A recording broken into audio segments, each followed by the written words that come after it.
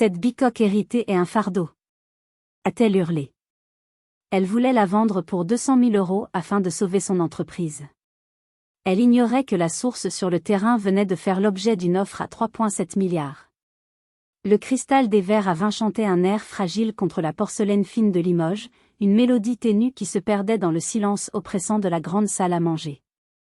Dehors, la nuit lyonnaise avait déployé son velours noir de décembre, piqué de lumières festives qui semblaient appartenir à un autre monde, un monde plus joyeux et insouciant. À l'intérieur de la demeure des Dubois, l'air était si lourd, si chargé d'attentes et de non-dits, qu'on aurait pu le sculpter. La table du dîner de Noël était une œuvre d'art, une nature morte d'une perfection glaciale. Les chandeliers en argent massif, hérités de ma grand-mère, projetaient des ombres longues et dansantes sur les visages de ma famille, des masques de civilité tendus à l'extrême. Ma mère, Béatrice, trônait en bout de table, telle une reine sur un trône chancelant. Son chignon impeccable, son collier de perles à 3 rangs, tout en elle criait le contrôle, la maîtrise.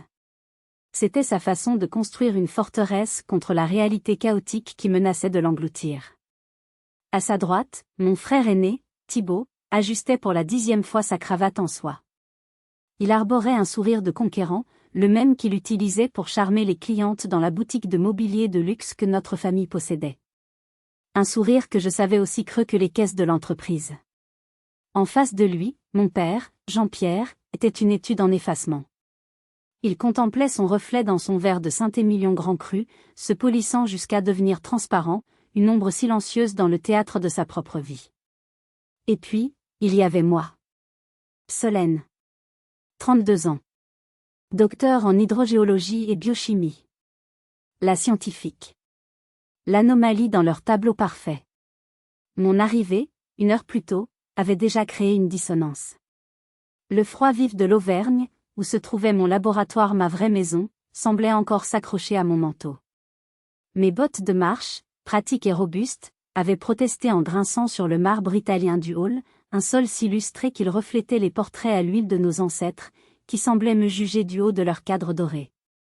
Je me sentais comme une note discordante dans leur symphonie bien orchestrée, une variable inattendue dans leur équation sociale. Dans mes mains, je tenais mon offrande de paix, mon cadeau pour ma mère. C'était un petit paquet plat, enveloppé de simple papier craft et ficelé avec de la corde de lin. À l'intérieur, une lithographie botanique du XVIIIe siècle, une représentation extraordinairement détaillée d'une gentiana lutea, la gentiane jaune. C'était la fleur préférée de mon grand-père Auguste, le père de ma mère. J'avais passé des mois à la chercher, espérant naïvement que ce petit morceau de passé, ce pont entre la science que j'aimais et l'homme qu'elle avait admiré, pourrait créer une trêve, ne serait-ce que pour une soirée. Lorsque je le lui avais tendu, un sourire timide crispant mes lèvres, elle l'avait pris avec une délicatesse affectée. Ses yeux avaient à peine effleuré l'œuvre. Oh! C'est rustique. Merci, Solène. Pose-le là-bas, sur la console, avait-elle dit, sa voix polie masquant mal son désintérêt. Son attention s'était déjà envolée, capturée par Thibaut qui descendait l'escalier avec l'assurance d'un héritier. Ah, Thibaut, mon chéri. Cette cravate te va à ravir.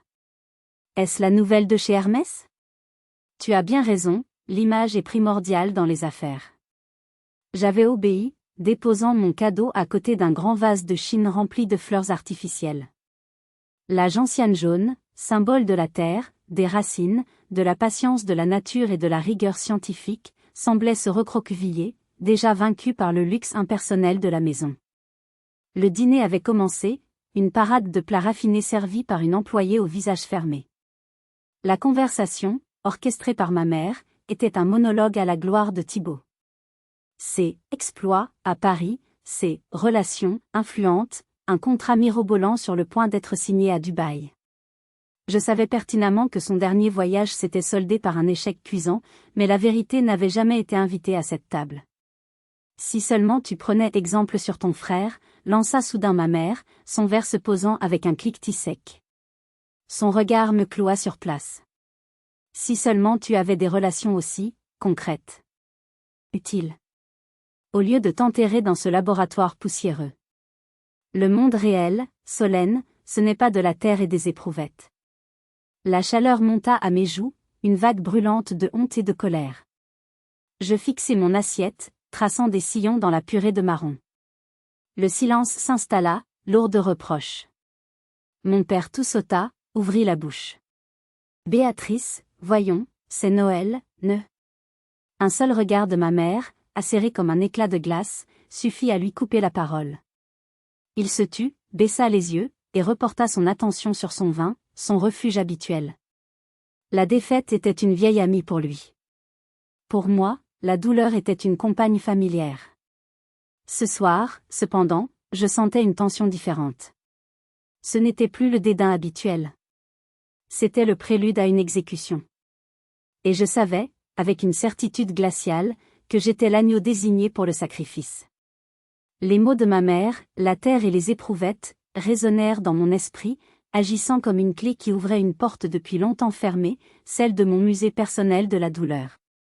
Le faste de la salle à manger s'effaça, les visages se brouillèrent, et je fus transporté 5 ans en arrière, dans l'atmosphère tout aussi glaciale du bureau de ma mère. J'avais 27 ans et je venais de faire une découverte qui avait fait battre mon cœur de scientifique à tout rompre. L'analyse préliminaire de l'eau de la source, près de la vieille maison de mon grand-père, révélait des anomalies, des pics sur les graphiques qui ne correspondaient à rien de connu. C'était une intuition, une promesse fragile, mais pour la vérifier, pour aller au-delà de la simple supposition, il me fallait un outil. Un spectromètre de masse d'occasion. J'avais passé des semaines à éplucher les annonces des laboratoires universitaires, et j'avais trouvé la perle rare. 5 000 €. Une fortune pour moi, une somme dérisoire pour ma famille.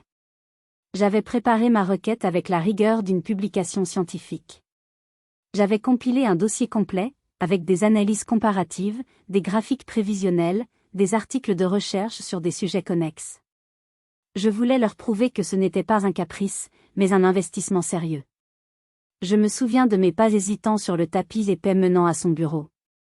Je m'étais répété mon argumentaire, essayant de trouver les mots qui pourraient la convaincre. Elle était assise derrière son imposant bureau en acajou, un objet qui avait appartenu à son propre père, le fondateur de l'entreprise. Elle examinait des relevés de comptes, son stylo Montblanc glissant sur les colonnes de chiffres, le visage fermé et concentré. Elle était dans son élément, le monde des bilans et des marges bénéficiaires. Un monde où mes recherches n'avaient aucune ligne comptable. Elle m'écouta d'une oreille distraite, ses doigts tapotant sur une calculatrice. Elle feuilleta mon dossier sans le lire vraiment, s'arrêtant seulement sur la page du devis. Quand j'eus fini de parler, ma voix s'éteignant dans un silence intimidant, elle releva lentement les yeux.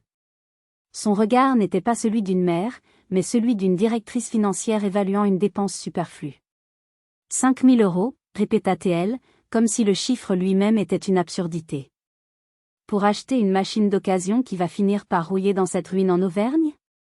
Solène, tu as presque 30 ans, il serait temps de devenir réaliste. Maman, ce n'est pas une ruine, c'est la maison de papy. Et cette machine, elle pourrait révéler quelque chose d'important. Les premiers résultats sont très prometteurs, je t'assure. Elle eut un petit rire sec, dénué de toute gaieté. Prometteur ?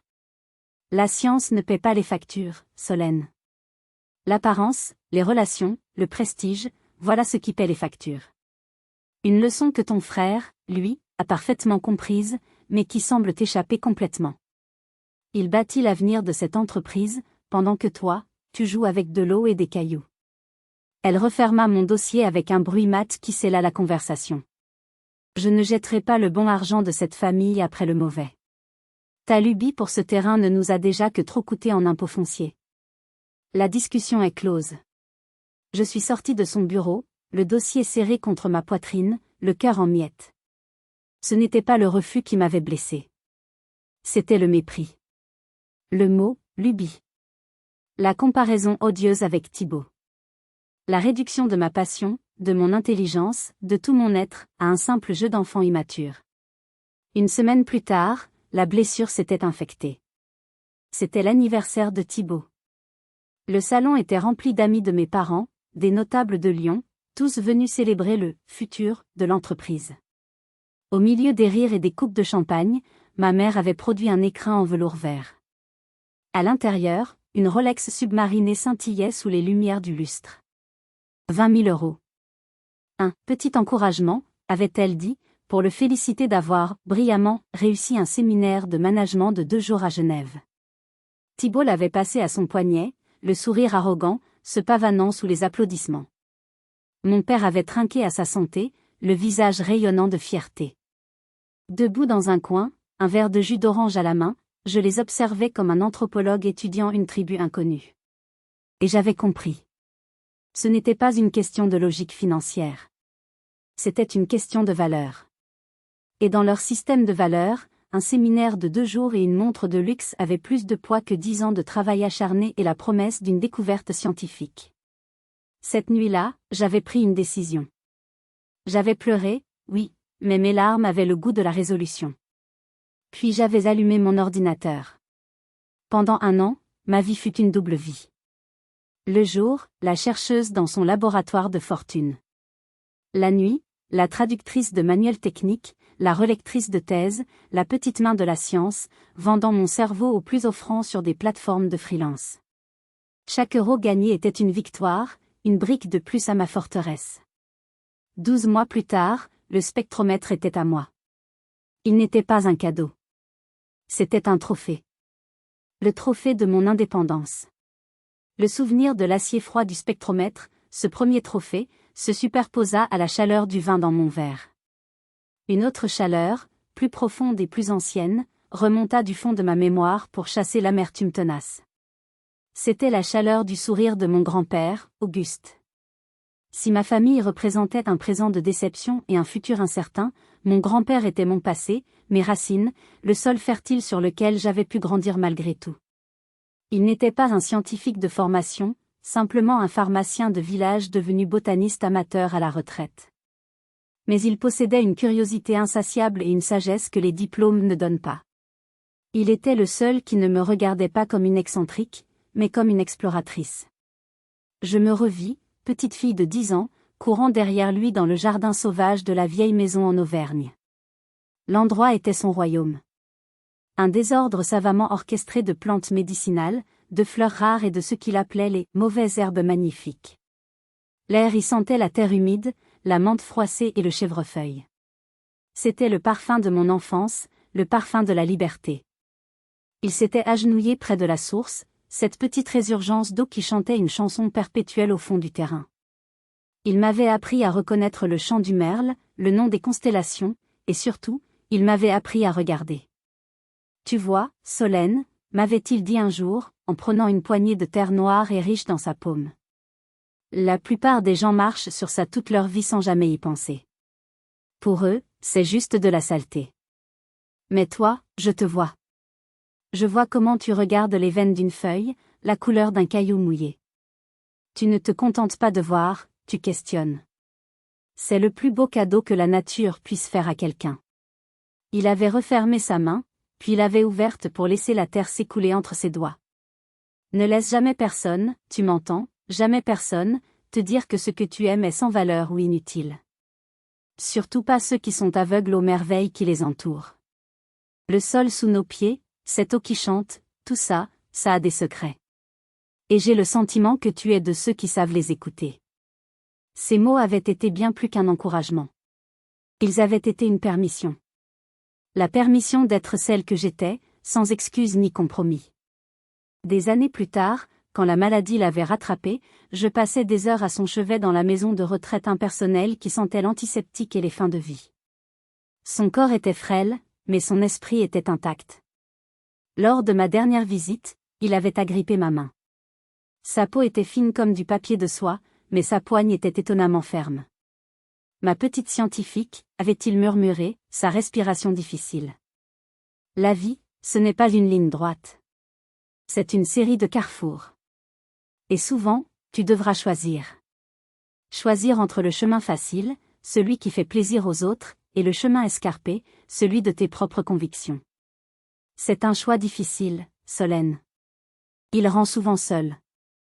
Il avait marqué une pause, cherchant son souffle. Promets-moi. Promets-moi que tu choisiras toujours le second. Que tu te battras pour ce que tu sais être juste, même si tu es la seule à y croire. Promets-le-moi. Je te le promets, papy, Avais-je sangloté, ma gorge nouée. Un sourire avait illuminé son visage fatigué. Un sourire de paix.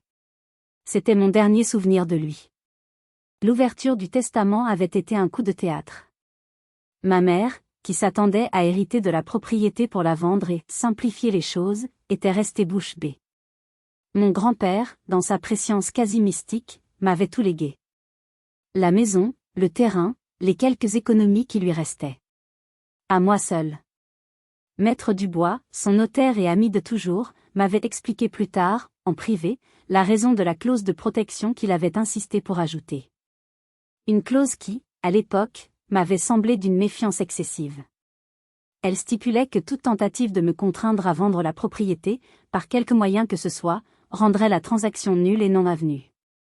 Votre grand-père vous aimait plus que tout, m'avait dit le vieil homme. Mais il connaissait aussi sa fille. Il ne vous a pas seulement laissé une maison, mademoiselle. Il vous a laissé une forteresse et les armes pour la défendre.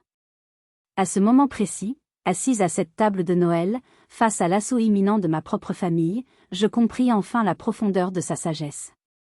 Mon grand-père n'avait pas seulement été un botaniste. Il avait été un stratège. Et il m'avait préparé pour cette guerre bien avant qu'elle ne soit déclarée. Le tintement délicat des cuillères contre la porcelaine cessa lorsque la domestique débarrassa les coupes de dessert. Un silence pesant s'installa, un silence de pré-bataille. Je sentis l'atmosphère changer, la fausse convivialité de la soirée se dissipant comme de la fumée pour révéler le métal froid de l'intention. C'était un rituel que je connaissais bien, le calme avant l'offensive de ma mère. Béatrice posa ses mains à plat sur la nappe damassée, un geste de prise de contrôle. Elle se redressa, son dos rigide, et prit une inspiration qui se voulait solennelle. Bien. Maintenant que ce repas touche à sa fin, il est temps d'aborder des sujets plus sérieux. Son regard, tel un projecteur, balaya la table pour finalement se fixer sur moi, me clouant sur place. Comme vous le savez, et il est inutile de se voiler la face plus longtemps, l'entreprise traverse une période délicate, commença-t-elle, choisissant ses mots avec le soin d'un diplomate en terrain miné. Le marché du luxe est versatile, la concurrence est de plus en plus agressive, pour ne pas dire déloyale. Thibaut, mon frère, enchaîna sans attendre son signal, tel un soldat bien entraîné. C'est un carnage. Les coûts des matières premières flambent, les charges nous étouffent, et les clients hésitent. J'ai remué ciel et terre, activé tout mon réseau, mais nous avons un besoin critique et immédiat de liquidité pour passer le cap du premier trimestre. J'écoutais leurs performances, un duo parfaitement synchronisé dans l'art de la demi-vérité. Ils omettaient de mentionner la collection « Avant-garde » désastreuse de Thibaut, qui nous avait coûté une fortune en prototype et qui prenait la poussière dans un entrepôt. Ils oubliaient les dépenses somptuaires en « frais de représentation » qui plombaient les comptes. Non, le coupable, c'était le « marché ». C'était toujours plus facile d'accuser une entité abstraite. Ma mère reprit la parole, sa voix se chargeant d'une inflexion amère, presque venimeuse. Et pendant que nous nous débattons, les Lambert. Elle cracha le nom comme s'il avait un goût de cendre. Les Lambert étaient nos concurrents de toujours, une autre dynastie locale du meuble haut de gamme. Les Lambert viennent d'inaugurer un nouveau showroom à Milan. Milan. Vous vous rendez compte? Ils se pavanent dans la presse, ils signent avec des architectes qataris, ils nous humilient. Je refuse de rester les bras croisés à regarder l'œuvre de mon père, votre grand-père, être réduite à une note de bas de page dans l'histoire de cette ville pendant que ses parvenus s'achètent des pages d'En Vogue. Je ne perdrai pas la face. C'est hors de question. Son poing ganté de dignité se serra sur la table. Voilà le véritable moteur, la peur de l'humiliation sociale. La faillite n'était pas seulement une catastrophe financière, c'était une déchéance. Heureusement, dit-elle, et un mince sourire étira ses lèvres peintes, j'ai passé ces dernières semaines à chercher une solution. Une bouée de sauvetage. Et je l'ai trouvée. Son regard revint sur moi, intense, prédateur. Le piège était amorcé, et j'étais la proie. Solène. J'ai eu une discussion très constructive avec un promoteur immobilier de la région, un certain monsieur Fournier. C'est un homme très sérieux, avec des projets d'envergure. Il est extrêmement intéressé par ton terrain en Auvergne. Mon sang se figea dans mes veines. Le mot « ton » était prononcé avec une nuance qui le vidait de tout son sens, comme s'il s'agissait d'un titre de propriété temporaire et insignifiant. Il est prêt à nous en offrir un excellent prix, continua-t-elle, sa voix se faisant presque douce, persuasive. 200 000 euros. Cash. Elle prononça ce chiffre avec l'emphase de quelqu'un qui annonce un gain au loto. Il veut y construire un petit lotissement de standing, des maisons écologiques avec vue. C'est un beau projet, très dans l'air du temps. L'argent pourrait être débloqué sous 15 jours. C'est exactement ce qu'il nous faut pour payer nos dettes les plus urgentes, rassurer les banques et nous donner l'oxygène nécessaire pour nous relancer. Elle parlait de la maison de mon grand-père, de mon laboratoire, de mon sanctuaire, comme d'une simple parcelle à lotir. Elle n'avait pas dit « j'ai reçu une offre pour toi », mais « j'ai trouvé une solution pour nous ». Elle ne m'avait pas consulté, pas une seconde. Elle avait négocié, décidé et préparé le terrain pour l'assaut final. Elle conclut sa tirade par la phrase qui devait, dans son esprit, sceller l'affaire, une caresse empoisonnée. « Tu devrais être fière, ma chérie. Après toutes ces années à t'isoler, tu vas enfin pouvoir faire quelque chose de vraiment utile, de concret, pour cette famille. » Utile. Concret. Ces mots étaient des barreaux. Ma science était donc inutile. Mon travail était donc abstrait. Ma seule utilité, ma seule valeur concrète à leurs yeux, était la valeur marchande du lopin de terre que j'avais eu la chance d'hériter. Je devais m'effacer, me sacrifier, pour réparer leurs erreurs. Le silence qui s'abattit sur la table après sa tirade était plus assourdissant que n'importe quel cri. C'était un silence rempli d'attente, un vide qu'ils comptaient me voir remplir avec ma soumission. Je pouvais sentir le poids de leurs 3 regards sur moi. Thibaut, impatient, déjà en train de calculer mentalement comment il allait dépenser cet argent providentiel. Mon père, le visage pétri d'un malaise coupable, incapable de croiser mes yeux. Et ma mère, droite et fière, persuadée d'avoir joué sa carte maîtresse avec une habileté consommée.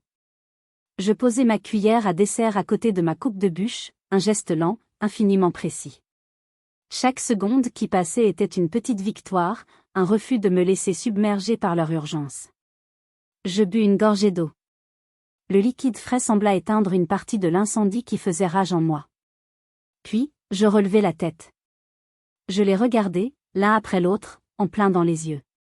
Non. Le mot sortit de ma bouche, plus calme que je ne l'aurais cru. Un simple mot. 5 lettres. Mais il a eu l'effet d'une déflagration. Le visage de Thibaut se tordit d'incrédulité. Non. Qu'est-ce que tu veux dire, non? C'est une blague? La maison n'est pas à vendre, répétai-je, et cette fois, ma voix ne trembla pas. Elle était posée, ancrée dans une certitude nouvelle. L'incrédulité de mon frère se mua en fureur. Égoïste, explosa-t-il, sa main frappant la table si fort que la vaisselle trembla. C'est tout ce que tu es. Une putain d'égoïste. On est au bord du précipice, la boîte de papy va couler, et toi, tout ce qui t'importe, c'est de t'accrocher à ta masure pleine de toiles d'araignée et de bocaux bizarres.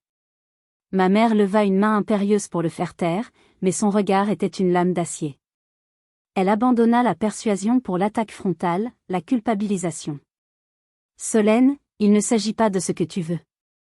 Il s'agit de ton devoir. Après tout ce que cette famille a fait pour toi. Nous t'avons élevé, nous avons payé tes études. C'est un sacrifice que nous te demandons. Un tout petit sacrifice pour sauver des décennies de travail, pour sauver notre nom. Devoir. Sacrifice. Égoïste. Les mots ricochaient contre moi, des balles verbales conçues pour me faire plier. Je sentis les larmes piquer derrière mes paupières, des larmes de rage, de frustration, de chagrin infini devant le gouffre qui nous séparait. J'avais besoin d'air. Excusez-moi, murmurai-je, ma voix soudain étranglée. J'ai besoin de réfléchir. Seul. Je me levai si brusquement que ma chaise manqua de basculer. Je tournai les talons et m'enfuis de la salle à manger, montant les escaliers 4 à 4, sentant leur réprobation comme une brûlure dans mon dos. Je m'enfermai dans ma chambre d'enfance, le cœur battant à grands coups dans ma poitrine. La pièce était restée intacte, un sanctuaire involontaire de la jeune fille que j'avais été. Sur ma table de chevet, dans un cadre en argent un peu terni, il y avait une photo. Une photo de nous 4, prise lors de vacances en Bretagne, une quinzaine d'années plus tôt. Nous sourions tous, éblouis par le soleil. Un sourire qui semblait sincère. L'image d'une famille heureuse, ou du moins, d'une famille qui maîtrisait parfaitement l'art de l'illusion. Je m'assis sur le bord de mon lit, le cadre froid dans mes mains tremblantes, et je laissai les larmes couler. Des larmes silencieuses, amères, qui roulaient sur mes joues. Je ne pleurais pas seulement sur leur cruauté. Je pleurais sur moi-même. Je pleurais sur cette petite fille à l'intérieur de moi qui, malgré toutes les preuves du contraire, continuait stupidement d'espérer leur amour, leur approbation. Une partie de moi, faible et épuisée, voulait redescendre, signer ce maudit contrat, et acheter une paix précaire, même au prix de mon âme. Mais une voix s'éleva dans le tumulte de mes pensées. Une voix calme et douce, la voix de mon grand-père. Promets-moi que tu choisiras toujours le second, le chemin de tes convictions, même si c'est le plus difficile. Le plus difficile. Ce chemin était là, juste devant moi. Il était pavé de solitude et de confrontation. Mais c'était le mien. Je relevai la tête. Mon reflet dans le miroir de l'armoire me renvoya l'image d'une femme aux yeux rougis, mais dont le regard brillait d'une nouvelle lueur. La tristesse était toujours là, mais elle n'était plus paralysante. Elle se transformait en une force tranquille. Ce n'était plus une question de vengeance, ni même de colère. C'était une question de respect. Le respect pour le travail de ma vie. Le respect pour la promesse faite à un vieil homme. Le respect pour moi-même. Je séchai mes joues d'un geste rageur. Je me levai et je marchai jusqu'à la sacoche en cuir que j'avais laissée près de la porte.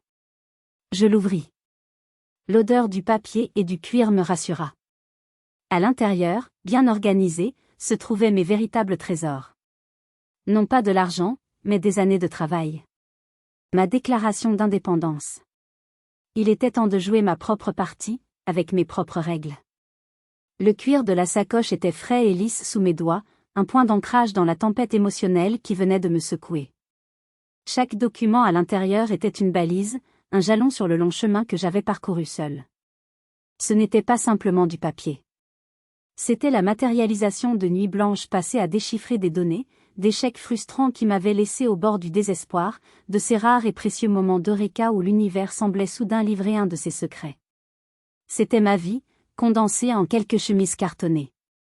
Mon esprit retourna une semaine en arrière, dans le sanctuaire de calme et de rationalité qu'était le cabinet de Maître Dubois. Le contraste avec l'atmosphère toxique de la maison familiale était absolu. Son bureau, niché dans une ruelle pavée du vieux Lyon, sentait le papier ancien, la cire d'abeille et le café fort. C'était un lieu hors du temps, où la loi et la logique régnaient en maître. Maître Dubois, avec sa crinière de cheveux blancs en bataille et ses lunettes à monture d'écaille perchées sur le bout de son nez, était bien plus qu'un simple notaire de famille. Il était le gardien de la mémoire et des volontés de mon grand-père. Il était mon seul allié dans ce monde. Sur la grande table en chêne, déjà encombrée de piles de dossiers, j'avais étalé mes trésors. D'abord, les rapports finaux des analyses de l'eau de la source. Des pages et des pages de graphiques, de formules chimiques et de conclusions. Le résultat était sans appel. La source contenait une molécule jusqu'alors inconnue, un peptide complexe que j'avais baptisé S-AUG-23 en hommage à Auguste, et qui présentait des propriétés régénératrices sur les cellules de la peau absolument stupéfiantes, bien au-delà de tout ce qui existait sur le marché. Ensuite, j'avais sorti les copies des 12 brevets. 12. Nous les avions déposés ensemble au fil des 2 dernières années, dans la plus grande discrétion. Ils protégeaient non seulement la molécule elle-même, mais aussi son procédé d'extraction unique et non polluant, ainsi que ses applications potentielles en dermatologie de luxe et en médecine réparatrice. C'était une forteresse juridique inexpugnable. Enfin, avec un certain sens du théâtre, j'avais posé sur la table la lettre officielle, frappée du logo du groupe pharmaceutique Sanofi. Leur cellule de veille technologique, l'une des plus performantes au monde, avait repéré mes publications dans des revues scientifiques très spécialisées. Pour ne pas attirer l'attention de ma famille, j'avais publié sous une variante de mon nom de jeune fille, une petite ruse qui s'était avérée payante. Après des mois d'échanges cryptés, d'envois d'échantillons et de clauses de confidentialité draconiennes, leur offre était enfin arrivée. Maître Dubois l'avait lu en silence, ses sourcils broussailleux grimpant de plus en plus haut sur son front. Quand il avait terminé, il avait retiré ses lunettes, les avait longuement essuyées avec un grand mouchoir à carreaux, et m'avait regardé avec une lueur de fierté et d'émerveillement dans les yeux. « Votre grand-père serait si incroyablement fier de vous, mon enfant, » avait-il dit, sa voix d'habitude si posée, vibrant d'une émotion sincère. Il a toujours su que vous aviez un trésor entre les mains, mais je crois que même lui n'aurait jamais imaginé une telle échelle. Puis, le professionnel avait repris le dessus. Son visage était redevenu sérieux. Maintenant, l'heure n'est plus à la célébration, mais à la stratégie. Connaissant Béatrice et Thibaut, ils ne reculeront devant rien lorsqu'ils apprendront la vérité. Il faut anticiper leur réaction. Nous ne devons leur laisser aucune faille. Ensemble, nous avions peaufiné le plan. Un plan en 2 temps, non pas pour anéantir, mais pour neutraliser et reconstruire. La première étape était défensive. Le fameux « addendum à l'acte de succession ». Un chef-d'œuvre de jargon juridique conçu pour endormir la méfiance. En apparence, une simple formalité. En substance, un bouclier absolu, une renonciation irrévocable de leur part à tout ce qui pourrait découler de la propriété. La seconde étape était constructive. Je ne voulais pas de cet argent pour m'acheter une île déserte. Je voulais l'utiliser pour honorer la mémoire de mes grands-parents, des 2 côtés. Je voulais sauver l'entreprise familiale, mais en la purgeant de sa toxicité. Le plan était donc de racheter les dettes de l'entreprise via une société holding que nous avions créée, de prendre le contrôle, et d'imposer ma vision. C'est un plan audacieux, solennel, m'avait dit Maître Dubois en me raccompagnant à la porte. Mais votre grand-père aimait l'audace. Et n'oubliez jamais, vous n'êtes pas l'agresseur dans cette histoire. Vous ne faites que défendre ce qui vous revient de droit, et ce en quoi vous croyez. Revenant au présent, dans le silence pesant de ma chambre d'enfant, je glissai l'addendum hors de sa chemise. Le papier était épais, presque solennel. C'était bien plus qu'une arme. C'était ma déclaration d'indépendance, la manifestation physique de ma promesse à mon grand-père. J'avais passé ma vie à me plier, à m'effacer, à me sentir invisible. Ce soir, j'allais leur montrer, et surtout me prouver à moi-même, que j'avais une voix. Et que cette voix, aussi silencieuse qu'elle ait été pendant des années, valait désormais des milliards. Lorsque je redescendis l'escalier, je me sentais changée. La jeune femme tremblante qui les avait montés quelques minutes plus tôt avait laissé place à une autre. La tristesse était toujours là, nichée au creux de mon ventre, mais elle était maintenant recouverte d'une couche de détermination froide et dure comme le diamant. Mes pas sur le marbre ne grinçaient plus, ils résonnaient, mesurés et assurés. Le silence au salon était électrique. Ils étaient assis exactement comme je les avais laissés, mais la dynamique avait changé. Ce n'était plus de l'impatience que je lisais sur leur visage, mais une méfiance grandissante. Ma brève retraite avait brisé leur élan. Je retournai à ma place sans un mot. Je posai la chemise cartonnée sur la nappe, un geste précis qui attira immédiatement leur attention. Je m'assis, le dos droit, et je les regardai. J'ai réfléchi, commençai-je, et ma propre voix me surprit par sa tranquillité. Vous avez raison sur un point. La situation de l'entreprise est critique et il est de notre responsabilité à tous de trouver une solution.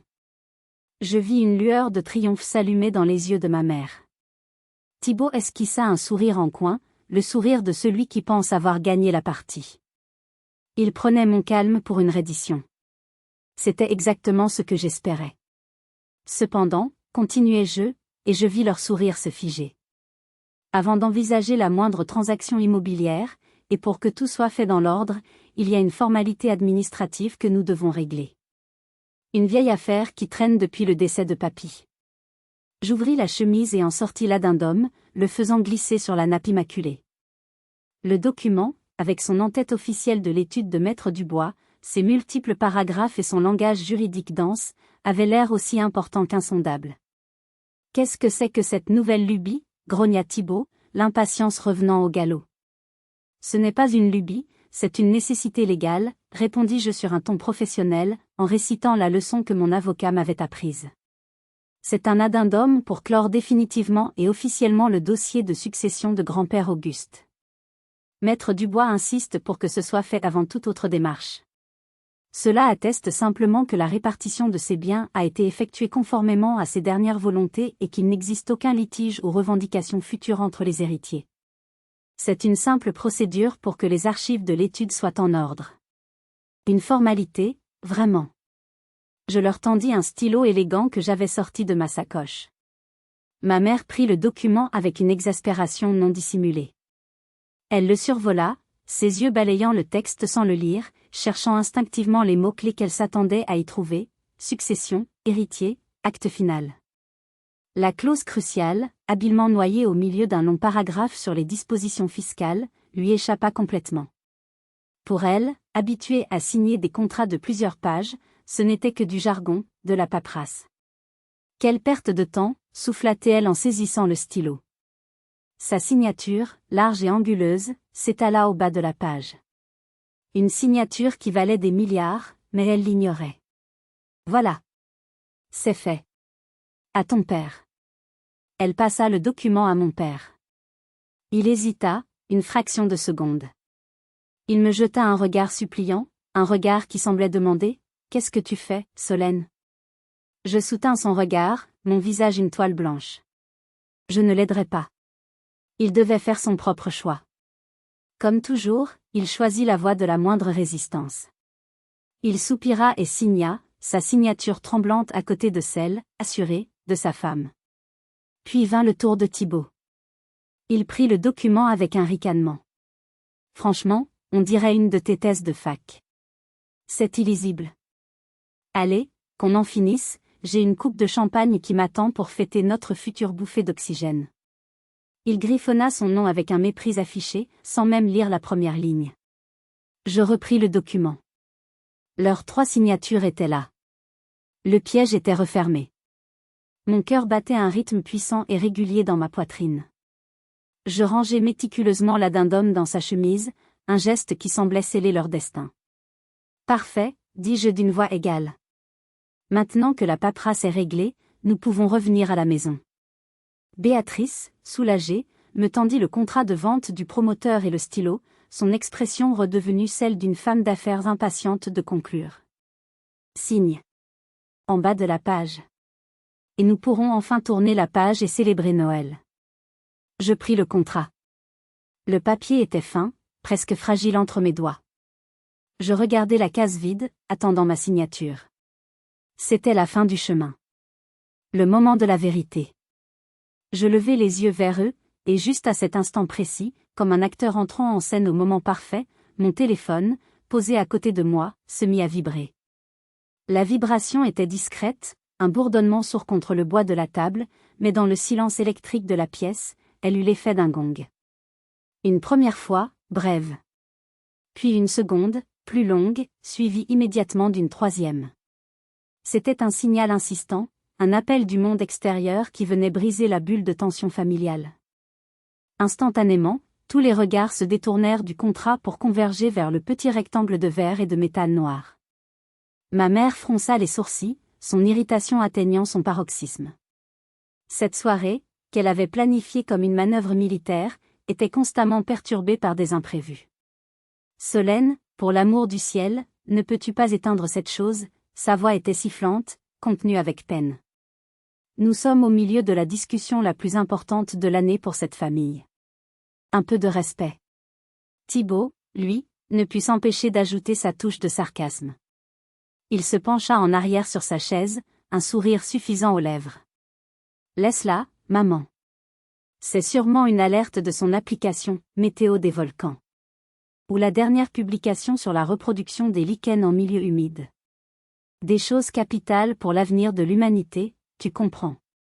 Je sentis la pique, comme toujours. Mais cette fois, elle ne m'atteignit pas. C'était comme regarder une vieille pièce de théâtre dont je connaissais toutes les répliques par cœur. Je fis semblant d'ignorer sa remarque, un choix qui sembla le décontenancer plus que n'importe quelle répartie. D'un geste lent, infiniment mesuré, je tendis la main et pris mon téléphone. Je le sentis vibrer une dernière fois dans ma paume. Je savais ce que c'était. C'était le signal.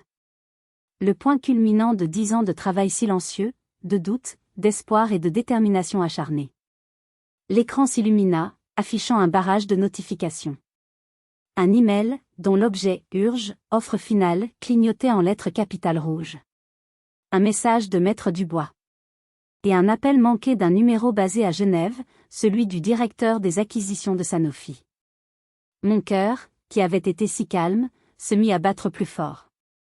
Non pas de peur, mais d'une adrénaline pure, exaltante. C'était réel.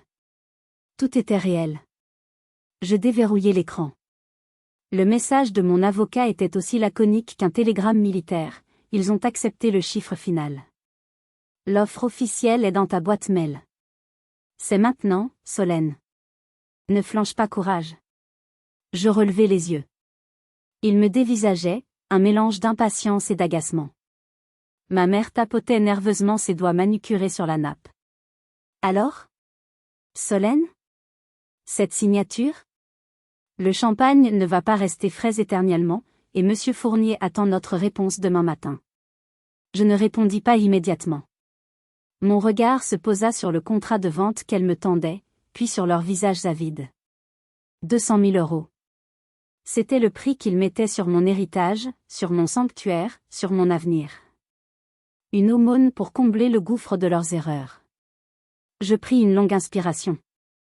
L'air semblait soudain différent, plus léger, chargé d'une électricité nouvelle.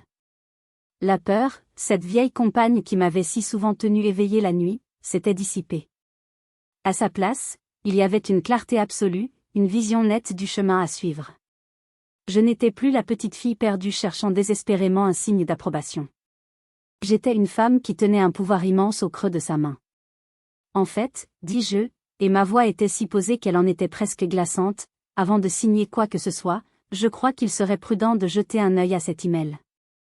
Il me semble qu'il concerne directement notre petite transaction immobilière. Et qu'il pourrait en changer considérablement les termes. Sans leur laisser le temps de réagir, je pivotai légèrement le téléphone pour qu'ils puissent lire l'entête de l'email. Le nom de l'expéditeur s'affichait en toutes lettres, net et prestigieux, direction des fusions et acquisitions groupe Sanofi. Je vis une lueur d'incompréhension totale dans leurs yeux. Sanofi? Le titan de l'industrie pharmaceutique mondiale? Quel pouvait être le rapport entre ce mastodonte et une vieille bicoque délabrée au fin fond du Cantal? Thibaut plissa les yeux, son arrogance habituelle remplacée par une méfiance soudaine. Ma mère cessa de tapoter la table, ses mains se crispant légèrement. « Qu'est-ce que c'est que cette nouvelle plaisanterie, Solène ?» demanda-t-elle, mais sa voix avait perdu de son assurance. Une fissure était apparue dans son armure. « Ce n'est pas une plaisanterie, » répondis-je en la regardant droit dans les yeux. « C'est ce que vous appelez, je crois, le monde réel. » Et, lentement, je touchai l'écran pour ouvrir l'email. Le corps du mail s'afficha, un bloc de texte formel, rédigé dans le langage précis et sans fioriture des grandes entreprises. Il y avait des paragraphes sur la diligence raisonnable, les clauses de confidentialité, les prochaines étapes du processus juridique. Mais mes yeux, et bientôt les leurs, furent attirés par un seul paragraphe, le cœur battant de ce message. Je me raclai la gorge, non pas par besoin, mais pour amplifier le silence qui s'était installé. Puis, je commençai à lire à voix haute. Ma voix était posée, neutre, presque clinique, comme si je présentais les résultats d'une expérience. Je voulais que les mots et les chiffres parlent d'eux-mêmes, sans être teintés par ma propre émotion. Chère Madame Dubois. Faisant suite à nos précédents échanges et à la conclusion positive de l'évaluation finale de votre portefeuille de propriété intellectuelle par nos comités scientifiques et juridiques, nous avons l'immense plaisir, au nom du conseil d'administration du groupe Sanofi, de vous soumettre notre offre finale, ferme et irrévocable. Je fis une pause délibérée. L'effet fut immédiat. Thibaut s'était penché en avant, le corps tendu, son visage un masque de confusion intense. Mon père avait sorti ses lunettes de sa poche et les avait chaussées, comme si cela pouvait l'aider à mieux comprendre ce qui était en train de se passer. Je poursuivis, en articulant chaque syllabe avec une précision chirurgicale. Pour l'acquisition exclusive de votre société, Source Auguste SARL et de l'intégralité de ses actifs. Ces actifs incluent, sans illimité, les 12 brevets internationaux déposés concernant la molécule AUG-23, son procédé d'extraction et de purification, ainsi que ses applications validées en dermatologie régénérative. Notre offre s'élève à 3,7 milliards d'euros. Silence. Un silence absolu. Un silence si dense qu'il semblait avoir absorbé tout l'air de la pièce. Le tic-tac de l'horloge, le bourdonnement du réfrigérateur dans la cuisine, le bruit lointain d'une sirène dans la ville, tout avait disparu. Il n'y avait plus que ce chiffre, suspendu au-dessus de la table, scintillant d'une lumière irréelle et brutale. Milliards. Pas millions. Milliards. Je relevai lentement la tête pour contempler l'impact. C'était comme regarder les conséquences d'une onde de choc. Le visage de Thibaut était d'une pâleur cadavérique, sa bouche entr'ouverte dans une expression de stupeur totale. Mon père semblait s'être ratatiné sur sa chaise, comme si le poids du chiffre venait de lui briser les os. Et ma mère me fixait, ses yeux écarquillés, son masque de contrôle social et de supériorité maternelle complètement pulvérisé. Pour la première fois de ma vie, je la voyais sans défense, exposée. Je n'avais pas fini. Il restait le coup de grâce. Il est entendu que cette offre est conditionnée à la pleine et entière jouissance par notre groupe de la source d'eau naturelle située sur la parcelle cadastrale numéro 43B, section C, sur la commune de Murat, département du Cantal. Je reposai mon téléphone sur la nappe, le geste final d'une démonstration. Et voilà, dis-je en désignant du menton le contrat du promoteur qui gisait, soudain ridicule, au milieu de la table. Le mail que j'ai envoyé il y a 5 minutes à ce monsieur Fournier, pour décliner poliment son offre généreuse de 200 000 euros. Quant à cette signature, je repoussai doucement le contrat de vente vers ma mère avec le bout de mon index. Je pense qu'elle n'est plus réellement d'actualité. Je me permis un instant, un seul, pour savourer la scène. Leur monde venait de basculer. Les règles du jeu avaient changé. La pauvre petite scientifique excentrique venait de devenir la personne la plus puissante de la pièce. Puis, je l'ai regardée dans les yeux, ma mère surtout, et je lui servis la phrase que j'avais gardée en moi pendant 5 longues années, la phrase qui était à la fois une réponse et une conclusion. Maman, tu as dit un jour que la science ne paie pas les factures. Apparemment, si. Elle peut payer toutes les nôtres. Et même celles des Lambert. Le premier son qui déchira le silence surnaturel fut le cliquetis strident et discordant de la fourchette en argent de ma mère, glissant de ses doigts inertes pour s'écraser sur son assiette en porcelaine de Limoges. Le bruit fut disproportionné, violent, une fissure sonore dans la façade de leur univers. C'était le son de la fin d'un monde. Son visage, d'habitude si impeccablement maîtrisé, était devenu un masque de cire. Ses lèvres peintes bougeaient sans qu'aucun son n'en sorte, comme un poisson hors de l'eau. Elle me regardait, mais je n'étais pas sûre qu'elle me voie vraiment.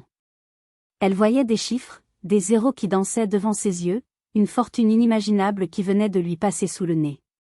Thibaut fut le premier à retrouver l'usage de la parole, bien que ce fût à peine plus qu'un gargouillis étranglé. 3 milliards ? C'est impossible. C'est un canular. Une arnaque montée sur Internet. Tu mens. Sa voix monta dans les aigus, frôlant l'hystérie. Il se leva à moitié, ses mains s'agrippant au bord de la table comme un naufragé à une épave. Je ne mens jamais sur mon travail, Thibaut, répondis-je, et le froid dans ma voix sembla le figer sur place. Mentir, c'est ton domaine d'expertise, pas le mien. D'un geste calme, je fis glisser la chemise cartonnée que j'avais posée plus tôt au centre de la table. Je l'ouvris, non pas avec théâtralité, mais avec la précision d'un scientifique présentant ses preuves. Tu veux des preuves ? En voilà.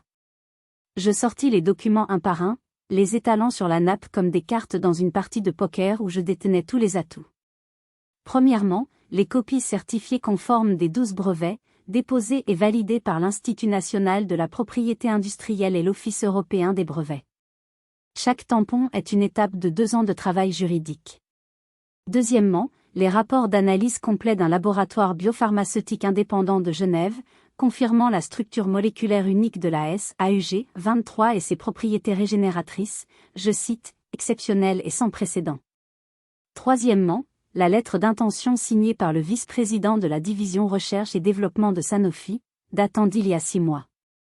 Et enfin, l'offre officielle et contraignante que je viens de vous lire. Tout est là, noir sur blanc. Pendant que tu jouais au grand homme d'affaires à Dubaï en creusant le déficit de l'entreprise, moi, je travaillais. Dans la terre et les éprouvettes, comme disait maman. Thibaut s'effondra sur sa chaise, son visage passant du rouge de la colère au blanc de la peur.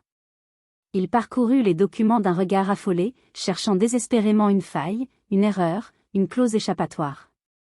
Mais il n'y en avait aucune. La construction était parfaite, blindée. C'est alors que ma mère sembla sortir de sa torpeur. Le choc initial laissa place à une autre émotion, plus familière pour elle, la cupidité, matinée d'un sentiment d'injustice outragée. Mais c'est le terrain de la famille, s'exclama-t-elle, sa voix retrouvant une partie de son autorité. Cette eau, elle vient de notre terre. Cet argent, il nous revient. Nous avons des droits. C'est notre héritage. Je la regardai, et pour la première fois, je ne ressentis ni colère, ni douleur, mais une sorte de pitié lasse. Elle ne comprenait toujours pas. Justement, maman, parlons-en, de vos droits. Je sortis l'ultime document de ma chemise, l'addendum qu'ils avaient tous signé moins d'un quart d'heure plus tôt. Je le posai délicatement au sommet de la pile, comme la pierre finale d'un édifice. Ce papier que vous avez tous signé. Vous vous souvenez? La simple formalité pour la succession.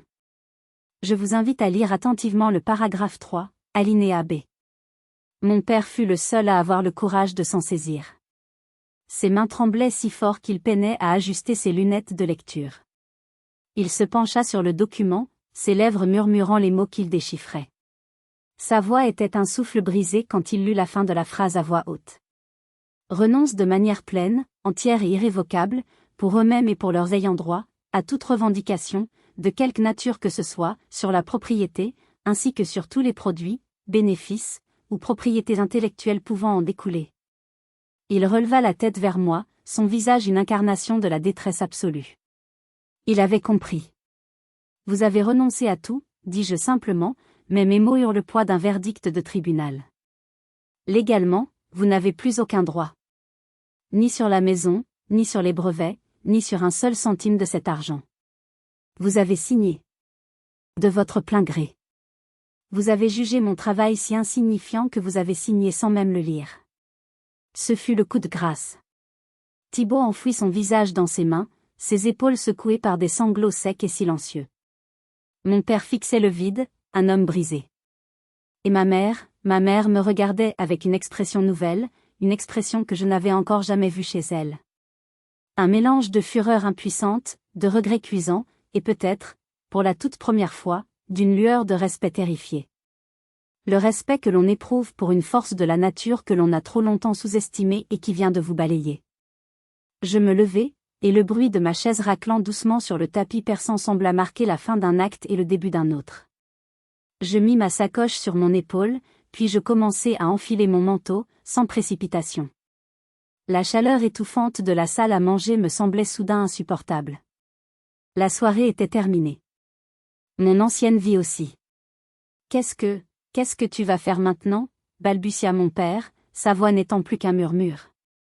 C'était la première question qu'il me posait directement de toute la soirée. Une question née de la peur. Je pris le temps de boutonner mon manteau, un geste banal qui manquerait dans le présent, avant de lui répondre. Je les regardais, non plus comme des monstres, mais comme les architectes tragiques de leur propre défaite, piégés dans les ruines de leur certitude. Je ne vais pas vendre la maison de mon grand-père, dis-je d'une voix posée, chaque mot ayant été pesé pendant des années. Je vais faire ce que j'ai toujours rêvé de faire. Je vais y construire le centre de recherche le plus avancé de la région. Il portera le nom de Fondation Auguste. Il financera des bourses pour des jeunes scientifiques qui, comme moi, ont des idées que les autres jugent inutiles ou non rentables. Je me tournai vers ma mère, qui me fixait, les yeux secs mais le visage dévasté. Quant à l'entreprise, elle est au bord de la faillite, c'est vrai. Mais elle reste l'héritage de mes grands-parents. Je ne la laisserai pas mourir. Je la sauverai. Mais pas à votre manière. Je sortis un dernier document de ma sacoche. Ce n'était pas une menace. C'était un plan. Dès demain matin, une société holding que j'ai constituée va racheter l'intégralité des créances de l'entreprise auprès des banques. J'en deviendrai donc, de fait, la créancière principale et l'actionnaire majoritaire. Je posai le document sur la table. Je vais injecter les fonds nécessaires pour la stabiliser. Mais il y aura des conditions. Des conditions non négociables. Mon regard se posa sur Thibaut, qui avait relevé la tête, le visage bouffi de larmes et de dépit. Thibaut, à compter de ce soir, tu es démis de toutes tes fonctions. Un cabinet d'audit indépendant sera mandaté dès lundi pour examiner en détail les comptes des 5 dernières années. Puis, je me tournai vers mon père. Papa, j'espère que tu trouveras enfin le courage d'avoir une véritable voix au sein du nouveau conseil d'administration.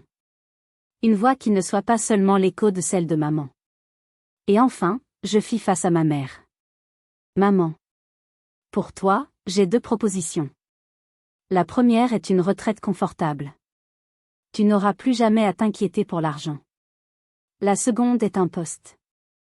Celui de présidente du comité de bienfaisance de la Fondation Auguste. C'est un rôle de prestige, parfait pour les photos dans la presse locale. Il te permettra de soigner les apparences que tu chéris tant, mais il ne te donnera aucun pouvoir sur la stratégie de l'entreprise ou du laboratoire. La décision te revient. Je n'attendis pas leur réponse. Je savais qu'il n'y en aurait pas ce soir. Je leur avais enlevé non seulement leur pouvoir, mais aussi leurs mots. Je me dirigeai vers la grande porte d'entrée. En passant, ma main effleura le petit paquet que j'avais apporté, toujours posé, oublié, sur la console. La lithographie de la gentiane jaune.